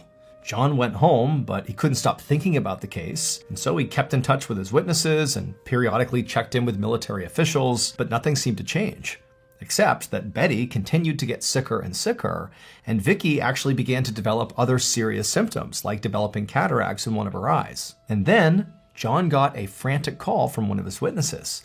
They told him they had just seen something truly incredible. And as John listened to the story, he felt his heart sink, because now he knew the military had been lying to him about being out there on December 29th. Clearly they had been, and very likely it was their aircraft that had made Betty, Vicky, and Colby so sick. But now, John also knew that any hope he had of proving this was now literally gone, because the witness told him that black government vehicles had rolled up to the incident site out on that road, and they'd come along with construction vehicles, and for no clear traffic-related reason, they had cut up one particular stretch of that road, taken it with them, and left. And that particular stretch of road that was removed just happened to be the exact spot where that scorch mark had been left by the craft. It was like they were taking the evidence and getting rid of it. Now, John himself was not able to literally go back to the road and see for himself where the pavement had been cut. However, not long after John learned this information, a group of UFO scientists descended on the road to find this scorch mark, or to prove it had been cut out and taken away like the witness had said. And sure enough, when they got out there, they didn't find the scorch mark. Instead, they found nice, fresh, brand new pavement. The strange event that Vicky, Betty, and Colby experienced on the night of December 29, 1980, is widely considered to be one of the most famous and credible UFO sightings of all time. It's now known as the Cache Landrum incident, after Betty and Vicky's last names, and to this day, nobody has been able to come up with a rational explanation for what happened if it wasn't a UFO. To this day, the US government maintains that they did not have any military operations happening on December 29th. However, they did say when it comes to cutting out the road and paving over it, that was just for routine maintenance. They were not trying to hide evidence. As for Vicky and Betty, over the years, their health continued to deteriorate. They ultimately filed a lawsuit against the government, but because they couldn't actually prove that the aircraft even existed or that it caused their health problems, their lawsuit was ultimately dismissed. Both women would eventually die from cancer, which Colby believes is a direct result from radiation exposure. As for Colby, he's still alive and continuing to seek answers. In the early morning hours before sunrise on April 12, 1990, a 31-year-old man named Nathan Neesmith pushed down on the gas throttle of the fishing boat that he was steering just off the coast of Georgia. And as he did this, he expected the boat to naturally kind of kick into a higher gear and go faster. But as he pushed that throttle down, nothing really happened, and the boat just kind of sputtered along, going about half the speed that he expected it to go. Confused, Nathan stepped away and began making his way out towards the deck, where his younger brother, Billy Joe, who was actually the captain of this fishing boat, was out there taking a nap. And Nathan figured, if there was any issue with the boat, Billy Joe was the guy to talk to. He would know how to fix it. Now, for context, the two brothers were on the first day of a 7-day fishing trip that actually Nathan was not supposed to be a part of. The crew was originally going to be Billy Joe, the captain, and the one who actually rented the boat, along with Billy Joe's nephew, and also 2 other commercial fishermen. But at the last second, those 2 other commercial fishermen had bowed out, and Nathan and a friend had volunteered to go to round out the crew. Now, Nathan and Billy Joe, they came from a fishing family, but it was really only Billy Joe who had pursued the family business. Now, Nathan was perfectly handy out on the water and did know how to fish and knew his way around a fishing boat, but compared to Billy Joe, there was a massive gap in experience. Billy Joe was the fisherman, and Nathan really was not. But Nathan and Billy Joe were very close, and so as soon as Nathan heard Billy Joe was in trouble and needed some more fishermen, Nathan didn't hesitate to say he would do it. Because really, for their entire lives, that was sort of their dynamic. Even though Nathan was the older brother, it was Nathan who looked up to Billy Joe, and any chance he got, he would do anything to help Billy Joe. And Billy Joe really respected that and loved that about Nathan. But now, as Nathan made his way out to the deck to wake his brother up to tell him on the first day of the trip, right as Nathan's taking the wheel, that something's wrong with the boat and I can't fix it. And also, Nathan was enormous, like 250 pounds, well over 6 feet tall. He was huge, this big physical presence, but he really was not mechanically savvy at all. And so again, Nathan is sort of feeling like, sorry, and also maybe even second guessing whether or not it was even a good idea for him to have come along. If he can't even fix a minor issue with the throttle or the engine, what's he doing here? But when Nathan woke up his younger brother and explained the issue, Billy Joe was not upset. He was like, okay, we'll go down below and we'll take a look at the engine and make sure everything is okay. However, when they went down and Billy Joe opened up this hatch to look at the engine, smoke immediately came out, and it was very clear to Billy Joe anyways, that this was not like a minor issue. Something seriously was wrong with the engine. This was a big problem. And so Billy Joe began cussing, he's totally frustrated, and he just told Nathan to, go down below and tell the other 2 to wake up and come help. And so huge Nathan turned around and went down into the bunk room down below, and the second he got down to that level of the fishing boat, he just stopped, because there was at least a foot of water in the hallway and in the bunk room when he went inside. And so Nathan screamed at the other 2 fishermen to get up, and so they got up and they're looking down, they're seeing all this water, and so they're starting to panic. And Nathan, he goes back upstairs and he yells to Billy Joe, who's dealing with this engine issue, that in addition to that, it appears the boat is also sinking.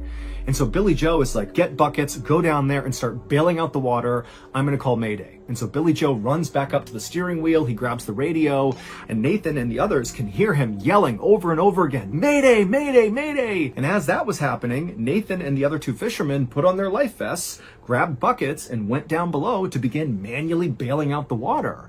But the second they got down there, it was very obvious the water, wherever it was leaking into the ship, was coming in way faster than they could potentially bail out. But they kept doing it, getting the water out as fast as they could, trying to stay calm. They can hear Billy getting more and more frantic, yelling "Mayday" over and over again.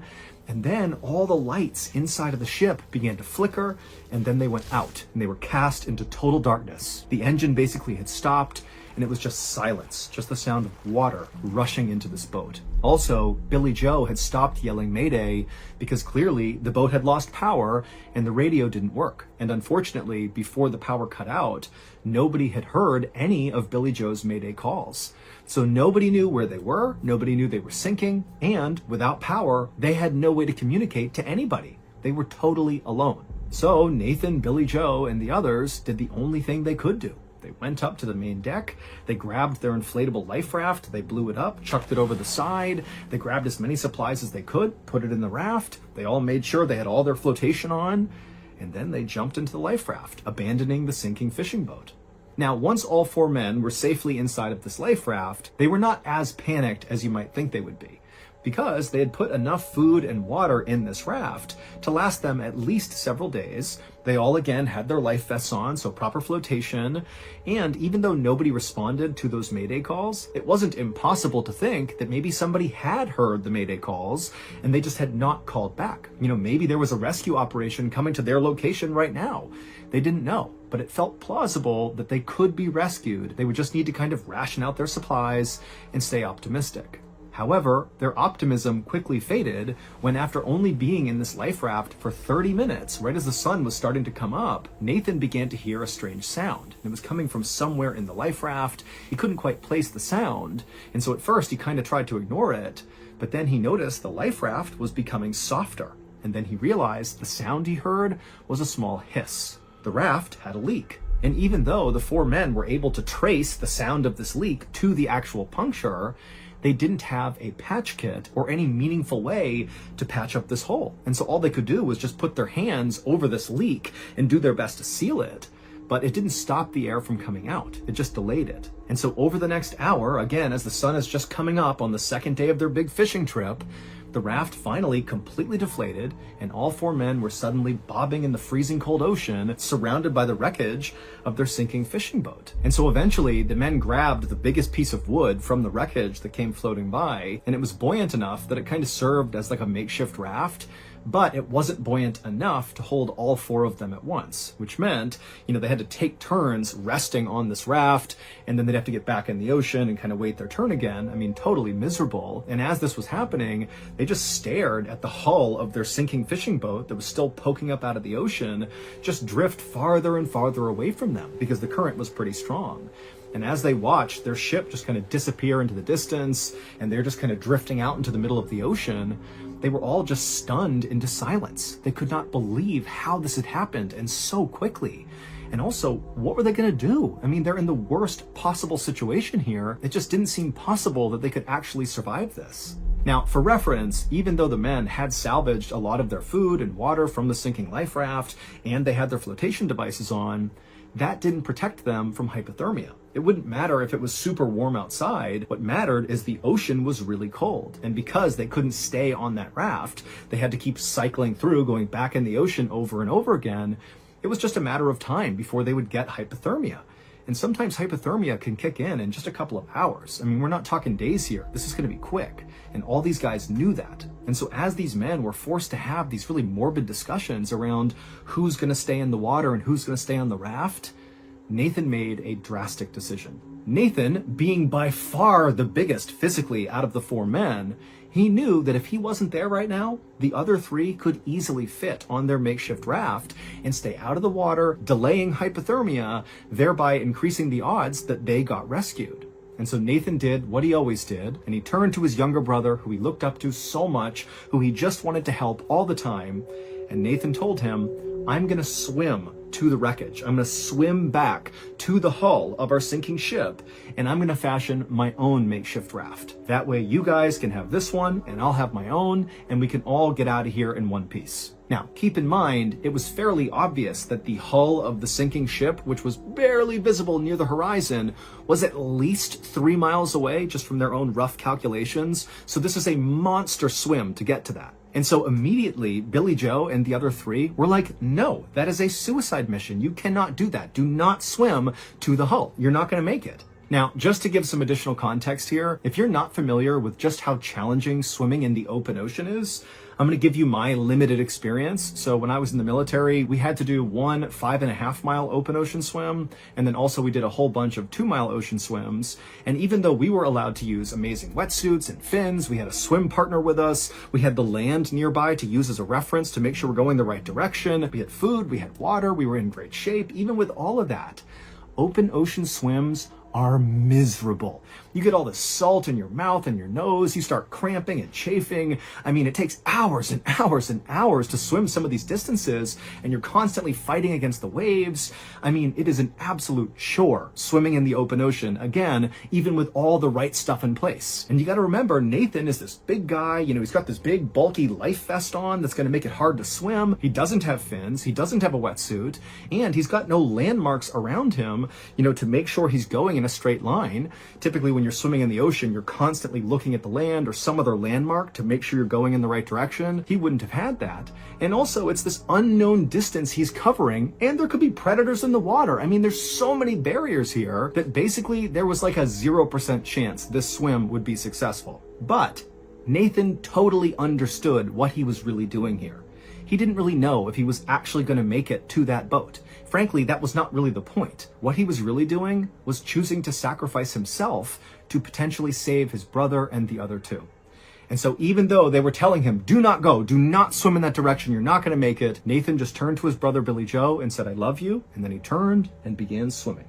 And by some miracle, 11 hours later, right as the sun was setting, Nathan was still alive and still swimming, and he did reach the sinking boat that still had its hull poking out of the water. Now, when Nathan got to the sinking ship, he was almost dead from dehydration, from hypothermia. I mean, he's miserable, but he's made it to his destination completely against all odds, and he climbed up onto this hull, and he found a spot on the hull of the ship that supported his weight, and he managed to tie himself using some rope or maybe his life vest to the hull, so he was anchored in place. And then he didn't get to sleep because the whole time he's thinking, this thing could sink under the water at any point and it will drag me with it because I'm tied to it, or he could just drift off of it if his rigging kind of came undone, if he was asleep.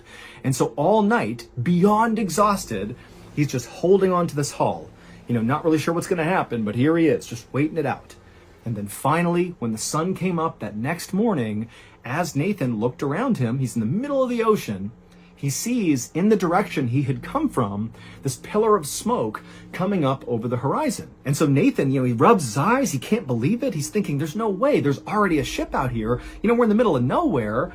But sure enough, slowly but surely, this massive freighter ship came into view that was very far away. It's not near Nathan, but he can see it clear as day. And where the ship was basically circling was roughly where he believed his brother and the other two fishermen were still floating. And so he's thinking, oh my goodness, the freighter is going to save them, and then it's going to come save me. And so Nathan just clung onto the hull and watched as this freighter made these big slow loops right around that same area. And then the freighter came to a full stop, and it appeared to lower something down into the water. It seemed very much like a full-blown rescue operation. And then about 3 hours after he first spotted this freighter, the freighter began to move again, and this time directly towards Nathan. Nathan was so relieved he could practically cry. But instead what he did is he thought, they're going to be here in a minute. I'm finally just going to close my eyes and go to sleep. And so he put his head down on the hull, looked one more time at the freighter, and then closed his eyes. Now, Nathan would be rescued, but it would not be by that huge freighter ship. Nathan eventually had opened his eyes after closing them for a second, and he saw this freighter that had been coming straight for him, at some point had kind of deviated and gone in the wrong direction and then vanished over the horizon, never to be seen again. And it would take 3 more days before a separate ship happened to find Nathan, they scooped him up, and they rescued him. But even though Nathan had been really crushed when that freighter had gone the wrong way, he held on to this idea that, that freighter had clearly rescued his brother and the other 2 fishermen. And certainly, even if they couldn't find him, they would go back and they would tell the authorities that Nathan is out there. He swam back to the hull of the ship. We got to go find him. And so certainly a rescue effort would be on the way. And it was true. A rescue boat had come out and found Nathan. So everything seemed to be tracking. And when Nathan woke up inside of his hospital room back on land, his friends and family were all by his bedside, and he's looking around. He can't believe he survived. And the first thing he asks is, how's my brother? How are the other two fishermen? And why didn't that freighter pick me up too? And at this, all the people in the room just kind of looked at Nathan with a very confused look on their face. And eventually they asked him a question that made Nathan burst out in tears. They said, what freighter? It would turn out Billy Joe and the other two fishermen were still missing at this point, and nobody had heard a thing about some big freighter in the area. As far as anybody knew, at least in Nathan's family, that freighter ship did not exist. The search for Billy Joe and the remaining two crew members went on for weeks and weeks, and while the active search out on the ocean was going on, the Coast Guard and police were searching through every record they could possibly find of basically any ship that was even roughly in the area where Nathan and the others had been. But despite looking everywhere, there was basically no sign that any ship of any kind had been there beyond the rescue operation that eventually scooped up Nathan. And so again, it seemed very likely that that freighter ship didn't exist. And, it was possible that Nathan, in his very deteriorated state, had maybe hallucinated it. Although Nathan was adamant, he definitely saw that ship. It did not feel like, a multi-hour long hallucination. It felt like he was watching a ship. He was sure of it. But again, there was just no proof, and so nobody knew what to think of that. And then eventually, even though there was this huge search going on, there was just no sign of Billy Joe or the others, and so eventually the search was called off, and unfortunately, the presumption was Billy Joe and the other two were now dead.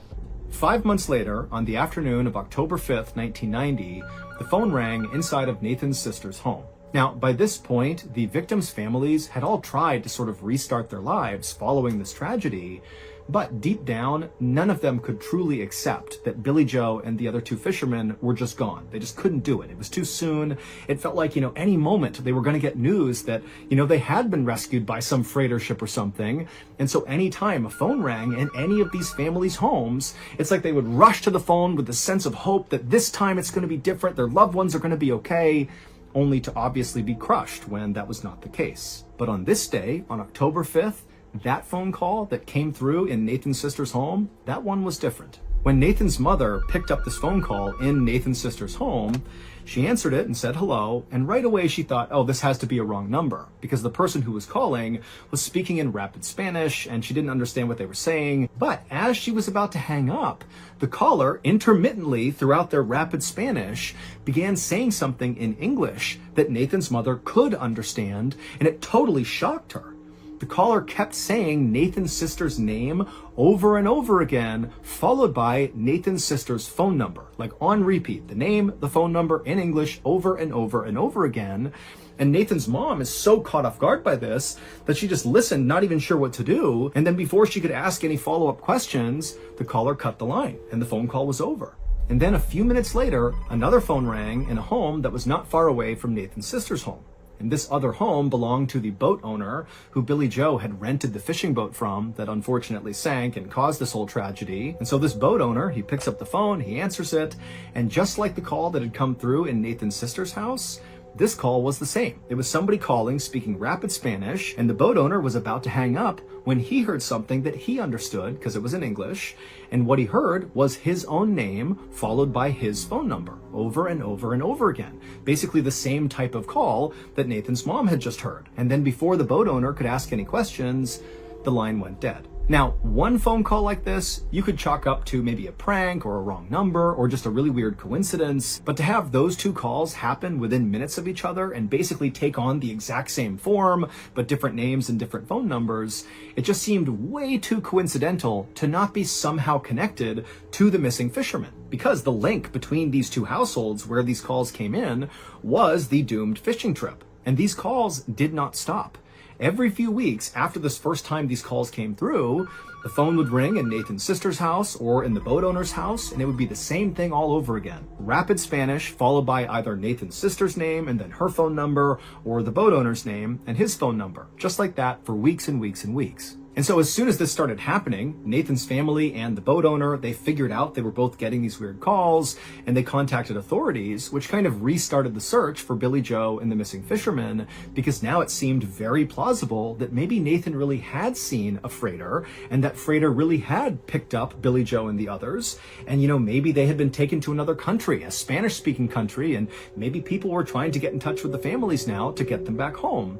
Or, of course, there could be a negative side to this, that maybe they were captured by some rogue vessel and were being held by these people who were calling. I mean, there's any number of theories, but it made authorities wonder, hey, what's going on here? And so authorities got in touch with Mexican authorities and other Spanish-speaking country authorities and tried to figure out if there was any chance that there was, a vessel out there around the time that Billy Joe and the others were missing that in theory could have maybe illegally been in that area or something. But despite this kind of exhaustive effort to kind of look again to see if maybe there was a freighter in that area, there was just no evidence that there was. It made no sense, but the authorities said, look, we have no idea what these calls are about. We still do not think that freighter or any ship that even resembled a freighter was out there. We still believe that Billy Joe and the others are dead. But as for the victims' families, they just didn't buy that. They really believed that these strange phone calls were somehow connected to Billy Joe and the missing fisherman. Specifically, these calls must signal that Billy Joe and the others were still alive. They just had no evidence to support that. That is, until March 6th, 1991, so almost a year after the doomed fishing vessel sank and Billy Joe and the others went missing. On that day, the phone rang inside of Nathan's sister's home, and she answered it, and it was the voice who spoke in rapid Spanish, but this time they spoke in perfect English, and all they said was, "I'm bringing him home." And then the line went dead. And Nathan's sister screamed and she yelled for her husband to call police. They contacted the authorities. And again, it kind of brought back to life the search for Billy Joe and the missing fisherman. And then after this call, there was a near constant presence of authorities on the Georgia coastline, basically looking out to the water, waiting, hoping for Billy Joe and the others to return. But unfortunately, they never did. And following that last phone call where the caller spoke in perfect English and said, "I'm bringing him home," after that, the call stopped. And so to this day, no one has ever been able to actually figure out what happened to Billy Joe and the other two fishermen. They are presumed dead at this point, but there's this one nagging question that surrounds the whole story, and that is, what did Nathan see? Was that actually a freighter picking up Billy Joe and the others? And if so, what did they do with them? Or was Nathan just hallucinating? It's entirely possible, but Nathan has always said he knows what he saw, and that was not a hallucination. As for the families of the victims, they still firmly believe that their loved ones are still out there, and someday they will come back home, and the families just hope they're alive long enough to be there for the reunion.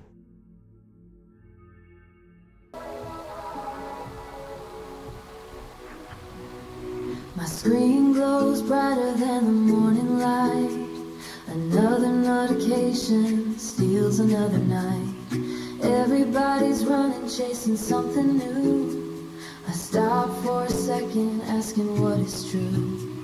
A calendar packed from the start to the end. Always connected, but I miss my friends. 1,000 voices filling up the air. Still feels like silence everywhere. Just one moment, put the world aside. Just one moment.